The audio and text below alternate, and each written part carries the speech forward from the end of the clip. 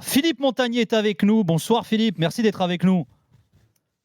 Oui, bonsoir. Bonsoir Philippe. Bon, les fêtes se passent bien, on mange quoi à Noël chez les Montagniers, Philippe? Comme un peu partout, c'est très traditionnel, entre les huîtres, le foie gras, le saumon, le chapon. Et en tant que fils de crémier, bien sûr, du fromage juste avant le dessert. C'est bon ça. C'est bon. Et c'est quoi le fromage du coup C'est quoi ton préféré, tiens, Philippe, de fromage? Moi, je suis normand, donc Oui, t'es de 3-4 fromages Vernon. normands, Vernon dans le Nord, Camembert, Pont-l'Évêque, Livarot, et le oui. moins connu, le Neuchâtel, que j'apprécie particulièrement et qui est le moins connu. Mais après, je suis multipasse. Je peux manger des Il est polyvalent. Roquefort, Et le pain, c'est oui, quoi? C'est polyvalent, tradition, exactement. pain de campagne? Il faut manger avec Oui, ou quel pain pain? aux céréales, mais plutôt. Mais bon, même avec la baguette, pareil, je suis. Pain au maïs, capable. très sous-côté le pain au maïs. Ah ouais? Excellent le pain au maïs. La tradition, c'est le GOAT. Oui, mais pain au maïs, moi j'aime beaucoup La ça. tradition, c'est le Real Madrid Non? On est très très haut, la tradition. Ouais, après ça dépend. Surtout pas au levain. Et surtout, si tu prends ta petite Alors, baguette, c'est clair. Walid, prends-la bien cuite. Parce que tu auras Oui. tendance à les prendre pas cuites et tu la digéreras moins Ouais, bien. tu la digères moins bien, bien sûr. Je te dis ça. C'est pour Non, toi, mais c'est pour ton merci. Non, transit. non, Pour ton transit. Je prends, je note.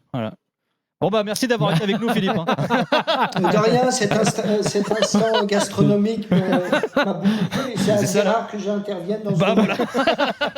Ah, c'est original. Voilà. Bon, Philippe, on t'a quitté, tu étais entraîneur de Toulouse. Alors, je sais que tu n'as pas trop envie de t'attarder sur ton départ du TFC. Je lisais ton interview dans la Dépêche du Midi qui est parue hier, dans laquelle tu déclares, je cite, « Je ne me suis pas exprimé sur le sujet et je ne veux toujours pas le faire, pas encore. J'ai pris connaissance de la décision du président du TFC et je tourne la page du TFC. » Pourquoi tu veux pas en parler, Philippe? C'est par pudeur, par douleur? Non, c'est mes habitudes. Vous savez, quand on est dans un club, on est investi à 100%. Puis après, quand vous n'y êtes plus, vous n'êtes plus personne. Donc, je ne me sens pas légitime de parler du Toulouse Football Club. C'est pas une raison de C'était quand même pour moi confidentialité Comment Philippe, c'est pas une raison de confidentialité liée à votre départ de Toulouse? À une clause ou à quelque souvent, chose comme ça? il y a quand même un gentleman agreement pour dire que, bon, voilà, on se sépare et puis chacun ne s'exprimera pas sur l'autre. Puis, sincèrement, moi, j'ai passé 2 super saisons. On a été champion avec le record de buts marqués, première en Ligue 1 avec 95% de l'effectif qui n'avait jamais joué en Ligue 1. On se maintient dès le mois d'avril avec 4 descentes et on gagne la Coupe de France. Oui.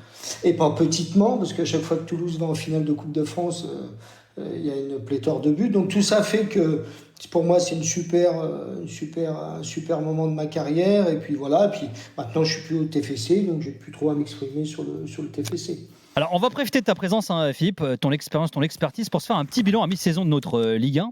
Alors, un championnat qui a basculé de 20 à 18 clubs. Je sais que tu avais envie d'évoquer notamment ces thématiques-là. Tu penses quoi de ce changement, de ce basculement, Philippe, justement?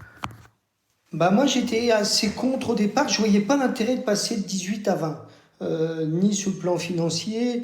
Après, on nous disait, notamment les télés, qu'ils en avaient marre de voir des affiches Clermont-Le Havre, mais elles sont toujours là quand même. Et puis, c'est des belles affiches quand même. Des fois, on voit des bons matchs dans la deuxième partie de tableau. Et je voyais pas l'intérêt de passer à 18 clubs. Et maintenant qu'on y est, je le vois toujours pas. Mais j'ai quelques ressemblances avec mon cousin Gilbert. Peut-être que je vois pas bien, peut-être. Ouais, alors, justement, mais Philippe, est-ce que nous, ce qu'on remarque, là où ça va dans votre sens, c'est que techniquement, on perd en qualité. Et aussi parce que y a beaucoup de craintes chez les coachs et on retrouve des réflexes qu'on avait un peu perdus en Ligue 1. D'ailleurs, la moyenne de buts baisse. La moyenne de buts baisse. Alors, je dis techniquement parce que ça, c'est aussi un point qu'il faudra qu'on aborde. Parce que je trouve que la Ligue 1 a baissé aussi à ce niveau-là. Mais est-ce que c'est parce que justement, il y a cette crainte d'être happé plus vite vers le bas? Qu'est-ce qui explique que ce qu'on voit est moins bon, pour faire simple? Moi, je pense que c'est ça, ta deuxième solution. C'est difficile parce que c'est vrai qu'on fait un bilan de 6 mois. Ça serait intéressant, notamment sur les buts marqués, qu'on le fasse sur les 5 dernières années, voir si c'est une constance ou si c'est un épiphénomène. Après, moi, j'ai toujours expliqué c'est mon avis, le niveau de Ligue 1 baisse parce que nos meilleurs joueurs sont pas là et nos meilleurs jeunes partent très tôt. Je prends l'exemple d'un Ngoumou que j'avais en 2e division qui, avant que j'arrive, ne jouait pas. En 1 an, il joue, il finit meilleur ailier droit de la Ligue 2 et tout de suite, il s'en va à Mönchengladbach. Alors avant, ces joueurs-là restaient dans la Ligue 1 2-3 ans et partaient plus tard. Donc aujourd'hui, nos meilleurs sont pas trop là, sont plutôt à l'étranger et nos meilleurs jeunes partent de plus en plus tôt. Ce qui fait que la qualité est forcément peut-être un peu moindre. Et comme on est un championnat qui n'a pas les mêmes moyens que les autres championnats majeurs européens, que ce soit l'Espagne, l'Angleterre ou l'Allemagne, du coup on ne peut pas attirer non plus des très grands joueurs, à part le PSG, qui est à part. Donc ce qui fait que le niveau moyen des joueurs, peut-être, niveau technique, baisse parce que les meilleurs se restent pas en France. Vous avez raison, coach, parce que moi, on a la même impression depuis le début de saison que cette Ligue 1 à 18, finalement, on n'a pas énormément de bénéfices, nous, en tant que spectateurs.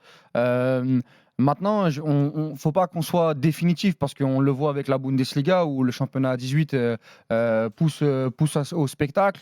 Qui est la plus grosse moyenne de buts par match. Qui est la plus grosse moyenne de buts par match, où on a des équipes qui sont portées vers l'avant. Donc, est-ce que c'est peut-être l'appréhension de cette nouvelle Ligue à 18 où on l'a senti sur le début de saison, tu perdais 2 matchs de suite, tu te retrouvais en mauvaise posture ou très très vite, soit barragiste, soit 17e ou 18e. Est-ce qu'avec le temps, après cette appréhension passée, on va retrouver un petit peu plus d'ambition?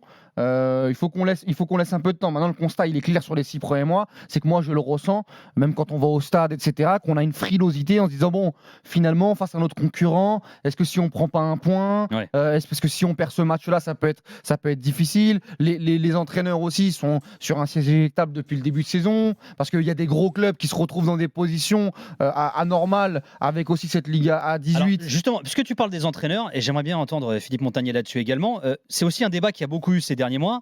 Il y a un entraîneur sur 2 cette saison qui est étranger en Ligue 1. Philippe Montagnier est l'un des rares entraîneurs à être passé par les 4 plus gros championnats français, européens, l'un des rares entraîneurs français à être passé par là. La Real Sociedad, c'était il y a une dizaine d'années, mais il y était. Quel regard tu portes, Philippe, justement sur la présence de nombreux entraîneurs étrangers en Ligue 1? Alors c'est vrai que c'est une vraie interrogation, parce que je ne suis pas contre que les entraîneurs étrangers viennent en France. D'ailleurs, moi, j'ai été bien à l'étranger, donc c'est normal. Puis, je trouve que c'est toujours enrichissant. Par contre, c'est vrai que là, on a la venue de nombreux entraîneurs étrangers. Et ce qui sera intéressant, c'est de demander aux dirigeants pourquoi ils prennent cette option-là. Alors, c'est vrai que maintenant, on a des fonds de pension qui sont étrangers, des présidents ou même des groupes qui sont étrangers, qui font appel à des directeurs sportifs étrangers, qui eux recrutent des entraîneurs étrangers. On le voit que c'est pas si simple. On voit pour Grosso par exemple et d'autres, Garcia qui était à Reims l'année dernière et d'autres, que c'est pas simple pour eux comme pour les Français. Mais c'est vrai que je suis très étonné qu'il y ait les entraîneurs étrangers soient aussi nombreux. Et je me pose la question. Et la meilleure, ce serait d'avoir des dirigeants qui ont certainement des raisons de faire appel à des entraîneurs étrangers, alors que je pense que les entraîneurs français font du très bon travail. Oui, mais Philippe, ils s'exportent pas bien, les entraîneurs français. Ils sont plus là dans les grands championnats en Europe ces dernières saisons. Il y a eu Patrick Vieira, il y a eu Claude Puel, il y a eu toi, mais c'est vrai que ces dernières saisons, il y a eu Rudy Garcia à Naples, ça a été le dernier en date. Mais c'est vrai que les entraîneurs français ont du mal à s'imposer dans les grands championnats européens. Ouais, ça c'est vrai. Alors, on met souvent en avant la langue. Je suis pas sûr, parce qu'on parle tous maintenant anglais, puis on s'aperçoit que les entraîneurs étrangers, quand ils arrivent en France, parlent pas français et pas un super anglais, à mon avis. Et je sais que souvent les effectifs, la moitié qui est francophone, comprennent pas tout non plus de l'anglais. Je pense aussi qu'on a un problème de réseau. On n'a pas de grands directeurs sportifs en France. On sait que les Portugais sont très habiles. On n'a pas de grands agents, on a des bons agents, mais pas des agents comme Jorge Mendes qui peuvent faire la pluie et le beau temps aussi dans des championnats étrangers. Donc c'est un peu multifactoriel, comme on dit, et tout ça fait qu'on s'exporte pas très bien, un peu comme mon traditionnel camembert, on supporterait peut-être pas le voyage. Mais les exemples que vous avez cités avec Claude Puel, avec Patrick Vieira, avec Rudy Garcia, pas oublier, il y a encore plus longtemps que moi, mais qui m'avait ouvert les portes, Reynaldo Nuez à la Real Sociedad, bien sûr Wenger qui est la grande référence du top manager, on s'aperçoit que quand ceux-là ont été à l'étranger, ça s'est plutôt bien passé. Mais Philippe, pourquoi ces gros agents ne s'intéressent pas à nos entraîneurs français ? Je crois que Mendes avait récupéré Laurent Blanc il n'y a pas longtemps. Oui, mais globalement, je parle. Il y avait eu des rumeurs sur Genesio aussi, je crois Piniza. Après, des fois, c'est des histoires de connexion et de contact. C'est-à-dire, d'accord, mais... les entraîneurs portugais, souvent un agent portugais, et les plus gros ont souvent Jorge Mendes. Oui, mais après, si on a des cracks partout en France pour aller entraîner Non, je pense que ce que Philippe veut dire, c'est que parfois, c'est l'agent qui fait de l'entraîneur un crack aussi. Tu vois ce que je veux dire ? Oui, ça peut aller dans ce sens. Le réseau peut être utile. Ouais. Et c'est vrai que Jorge Mendes va peut-être plutôt favoriser les entraîneurs portugais parce qu'il est portugais lui-même. Ouais, ceux qui et connaissent. il y a aussi des fonds de pension au Portugal où ils peuvent avoir des intérêts sur des joueurs. On appelle ça la tierce personne. Et tout ça, nous, en France, on est assez éloignés. Et puis peut-être aussi, qu'il faut qu'on apprenne à non plus avoir un savoir-faire, mais à le faire savoir. Non, mais je voulais juste demander à Philippe quand même que la patte des entraîneurs étrangers sur notre Ligue 1, alors pas tous, bien évidemment, il y a des contre-exemples, mais elle apporte à notre Ligue 1. Moi, quand je vois ce qu'a fait Igor Tudor l'année dernière, quand je vois l'arrivée de Sampaoli, quand je vois ce que fait Paulo Fonseca avec Lille notamment, je ne sais pas comment lui a ressenti ça, parce qu'il les a tous rencontrés sur les dernières saisons avec Toulouse notamment. Et de l'autre côté aussi, si les entraîneurs français sont très très bons, ce que fait Franquet, c'est formidable. Ce qu'a fait Montagnier aussi, on l'a expliqué l'année dernière, c'était gigantesque. Mais les entraîneurs étrangers, moi j'ai le sentiment quand même qu'ils apportent une vraie plus-value à notre championnat. Et c'est souvent quand même des équipes intéressantes à suivre et à décrypter, non ? Oui. Alors moi, je suis pas contre les entraîneurs étrangers. D'ailleurs, à chaque fois que je peux en croiser un et j'adore discuter avec eux, d'avoir leur vision sur le championnat de France, leur vue. Et vous parlez de Fonseca que j'adore, Tudor qui a fait un très bon travail. Mais on s'aperçoit quand même que ce sont des clubs qui sont déjà très bien équipés, à gros budget, qui recrutent ces entraîneurs-là. Et comme vous l'avez dit, quand le RC Lens, qui a un bon budget mais qui n'est pas le plus gros, prend un Franck Hez, on voit que ça se passe bien, aussi. Donc, moi, je suis pour l'apport d'entraîneurs étrangers parce que ça apporte toujours une certaine vision, une émulation. Et là, il y en a vraiment beaucoup. Puis on s'aperçoit que c'est pas si simple pour eux. Mais on s'aperçoit surtout que les entraîneurs étrangers sont recrutés par les grosses cylindrées du championnat de France. Philippe Montagnier en direct avec nous dans l'After qui revient dans un instant. On va évoquer notamment la Ligue des Champions, le Paris Saint-Germain qui va affronter l'un des ex de Philippe Montagnier, la Real Sociedad. On va parler d'Antoine Griezmann, joueur que Philippe Montagnier a entraîné également à San Sebastian. Avec Flo Gautreau, avec Walid Acharchour. Nous on revient juste après ça sur RMC. RMC, l'After Foot. C'est la pub sur RMC. En attendant, lâchez vos commentaires dans le chat.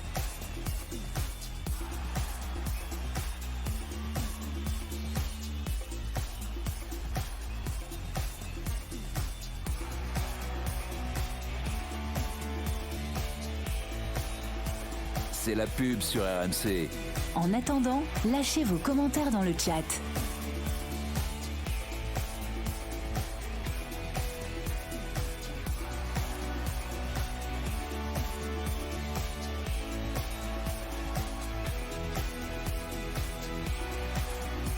C'est la pub sur RMC.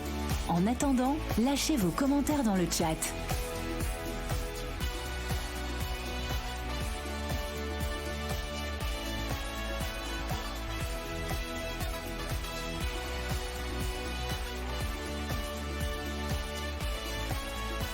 C'est la pub sur RMC. En attendant, lâchez vos commentaires dans le chat.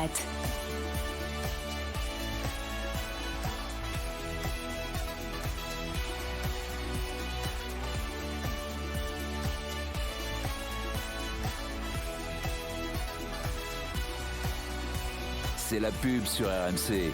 En attendant, lâchez vos commentaires dans le chat.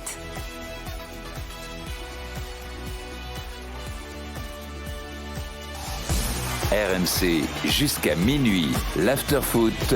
Nicolas Villas. Avec Florent Gautreau, avec Walid Acharchour et avec notre invité ce soir dans l'After, Philippe Montagnier, qui est en direct avec nous, qui nous fait le plaisir d'être dans l'after ce soir. Oui, Flo. Non, j'avais une question parce que je sais qu'après on va aborder la Real Sociedad et le reste, mais une question qui revient à Toulouse, mais pas pour parler du départ, mais plus globalement de ces clubs où la data devient de plus en plus prépondérante. Alors Toulouse est évidemment un étendard en ce sens, mais il y en a d'autres. Et est-ce que finalement, alors je dis pas que parce que la saison est moins simple aujourd'hui, c'est uniquement lié à ça et à la data, mais quand même, l'adjoint que vous aviez, qui est devenu entraîneur, était féru de cela, et je veux dire, il était aussi un symbole de cette politique-là au club de Toulouse. Quelle est votre position là-dessus? Parce que vous avez super bien géré ça. Pour un entraîneur qui avait connu, on va dire, l'avant et cette nouveauté-là, ça a été magnifique, mais on sait aussi que vous aviez des réticences sur ces sujets-là, ou du moins sur la prépondérance ou la prééminence de la data dans les choix. Est-ce que où en êtes-vous de votre réflexion, un peu avec le recul, sur ce sujet-là? La data fait maintenant partie, et comme l'intelligence artificielle va faire partie de notre vie, et puis la data de notre environnement d'entraînement. Pour moi, c'est un outil formidable qui peut vous aider à la prise de décision. Et après, c'est toujours la même question, c'est est-ce que la data va nous aider à prendre des décisions, ou est-ce que la data prend les décisions à la place de l'homme? Ça va être le même principe et concept avec l'intelligence artificielle. Moi, je l'apprécie beaucoup dans la mesure où ça peut m'aider. Mais vous savez, par exemple, sur les données footballistiques, la data intéressante, sur le management des hommes, d'un groupe, d'un staff, là, elle ne peut pas trop vous aider. Donc, moi, je trouve que c'est un outil formidable qui doit nous aider. Mais pour moi, c'est pas elle qui doit diriger. Ça, d'accord, mais est-ce que vous pensez que... Ça, je suis entièrement d'accord, et sur le management, je vous rejoins, mais est-ce que vous pensez qu'on a tendance, en dehors du management même, à lui faire trop confiance? Est-ce que vous avez le sentiment que certains, en donnant les clés à votre adjoint, pour faire simple, à Toulouse et ailleurs, est-ce que la sensation qu'en gros, les entraîneurs pro-data et formatés à cela, et qui vont être sans doute plus nombreux qu'auparavant, seront favorisés dans les années qui viennent?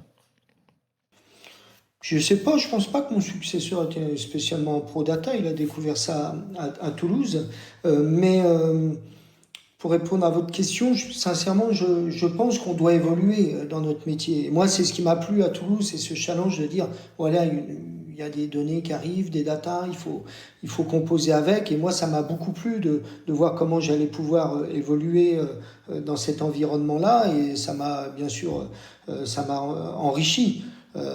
Mais par contre, maintenant, c'est ça, c'est de savoir... Moi, même votre métier, vous, je trouve, si on est entre nous, je trouve des fois, vous vérifiez pas l'info, quoi. Les mecs, du moment qu'on dit, la data a dit ça, on a l'impression que c'est Dieu qui a dit ça. Mais moi, j'ai vu sur des datas après match, par exemple, je l'ai demandé avant la conférence de presse, il y en a une qui m'annonçait, celle de notre club, 58% de possession de balle, je vais prendre quelque chose de très basique, 48% pour l'adversaire, et j'avais constaté sur une autre société de data... Déjà, il y avait un problème, 58-48, ça fait pas 100. Donc déjà, on vous a enfumé sur la... On vous a enfumé sur la... 48, je voulais vraiment voir si... Si on suivait, si vraiment on était des vrais lambettes. On vérifie. Philippe. Non, je vois que vous suiviez, c'est ce qui m'intéressait. Donc de 52 à 48, on est passé de 47 à 53 sur le même match, avec deux sociétés de data très fiables et qui vous donnent deux. Donc je pense déjà, il faut vérifier la source. Parce que maintenant, des candidats, j'ai l'impression que tout le monde prend ça comme argent comptant. Il ne faut pas oublier que ce sont des logarithmes qui font appel à des indices de référence et qu'on peut faire ce qu'on veut. Il suffit de manipuler l'indice de référence pour modifier les résultats. Donc il faut être quand même prudent, c'est intéressant. Puis surtout, il faut vérifier la validité des chiffres. Ouais. Alors les 14 février et 5 mars prochains, le Paris Saint-Germain va affronter en 8e de finale de Ligue des Champions un club que tu connais bien, Philippe, la Real Sociedad, le club de San Sebastián qui a terminé premier de son groupe. Alors est-ce que tu es d'accord si on dit que sur le papier, c'était le meilleur tirage possible pour le Paris Saint-Germain? Bien sûr, et le mot-clé, c'est sur le papier. L'autre problème, c'est que ça va être sur le terrain. Mais sur le papier, c'est quand même l'équipe la moins expérimentée. Quand vous avez Manchester City, quand vous avez le Bayern de Munich, vous avez Real Madrid, vous prenez la Real Sociedad, vous dites, bon, c'est pas gagné d'avance, mais c'est peut-être mieux. Après, sur le terrain, on l'a vu, la Real Sociedad est vraiment très stable et a fini première de son groupe avec l'Inter, le dernier finaliste. Donc ça va être bien sûr une grande méfiance par rapport à cette équipe qui a un très très bon jeu collectif. Alors justement, c'est la question que j'allais poser. De quoi, de qui le PSG devra se méfier face à la Real Sociedad? Au-delà des individualités que compose la Real Sociedad, moi il y a des joueurs que j'aime beaucoup, parce que je suis toujours ce club-là, qui est un club à qui j'ai gardé toujours des affinités, mais c'est surtout leur stabilité dans leur staff technique avec Imanol, et puis dans leurs joueurs. Ils ont un vrai collectif, la vraie force avec le collectif. C'est une équipe qui presse haut, qui sait très bien sortir le ballon, qui sait très bien attaquer, qui sait très bien défendre. Elle a fini d'ailleurs une des meilleures défenses de la Ligue des Champions. Donc après, il y a quelques joueurs moi, que j'apprécie, mais c'est surtout le collectif dont il va falloir se méfier. Lesquels, Philippe? Kubo? Zubimendi? Ouais, Kubo, moi j'aime bien Brian Mendes qui a mis offensif gaucher dans leur 4-3-3, qui est vraiment doué. Il y a bien sûr l'international qui est un peu le porte-drapeau de la région de Saint-Sébastien, de Guipúzcoa, qui est Mikel Oyarzabal. Puis un jeune que j'aime beaucoup, là, qui est blessé dernièrement, c'est Ander Barrenetxea, qui est très jeune, mais qui est vraiment bon sur son côté. Et c'est des joueurs intéressants, mais c'est surtout le collectif qui va être déterminé. Juste un mot également sur un Parisien que tu connais bien puisque tu l'entraînes à Rennes, c'est Ousmane Dembélé. Tu le trouves comment depuis qu'il est au PSG? On lui a souvent reproché le fait de ne pas faire assez de stats, assez de data, justement, de ne pas être assez décisif. On a l'impression que là, ça y est, il est en train de se libérer, Ousmane Dembélé. Ouais, alors Ousmane, j'ai beaucoup d'affection pour lui, parce qu'il est né comme moi à Vernon, et puis là, on a été tous les deux issus du même club formateur, la Madeleine d'Evreux. Mais je le trouve très très bon, je le trouve très percutant, il fait vraiment les différences, il amène un vrai plus, et bien sûr, le côté où il va falloir qu'il soit plus performant, c'est sur la finition, mais moi j'ai confiance, parce que quand un joueur arrive à faire les différences, à se créer des occasions, à un moment ou un autre, ça va revenir, et puis va se montrer efficace, mais vraiment l'apport dans cette équipe, dans la percussion notamment, et puis dans les affinités qu'il a avec Kylian Mbappé sont vraiment intéressantes. Philippe Montagnier en direct avec nous dans l'after. Autre joueur, oui vas-y Walid, pardon. Non, vas-y. Non, j'allais dire autre joueur dont on a longuement parlé hier dans l'after, qui est au cœur de l'actu en ce moment en Espagne, c'est Antoine Griezmann qui a été élu meilleur joueur de la Liga de la saison dernière par le quotidien AS. On a eu un débat dans l'after, notamment concernant Antoine Griezmann. Est-ce que toi tu le mets dans le top 3 des meilleurs joueurs de l'équipe de France, Philippe? C'est difficile parce qu'on ne peut pas comparer les époques. Non, Philippe, il faut dire oui ou non. Alors, je vais vous dire ma réponse, mais je vous dis, on ne peut pas comparer les différentes époques. Par contre, je peux vous dire que c'est le numéro 1 des joueurs les plus complets qu'a connu l'équipe de France depuis son histoire. Parce que c'est un joueur, il sait tout faire. Vous le mettez dans l'axe, à gauche, à droite, 10. Moi, je l'avais même mis une fois arrière-gauche contre Malaga à la Real Sociedad. Il s'en était sorti admirablement. Je pense que c'est le joueur le plus complet du monde et certainement le plus complet de toute l'histoire de l'équipe de France.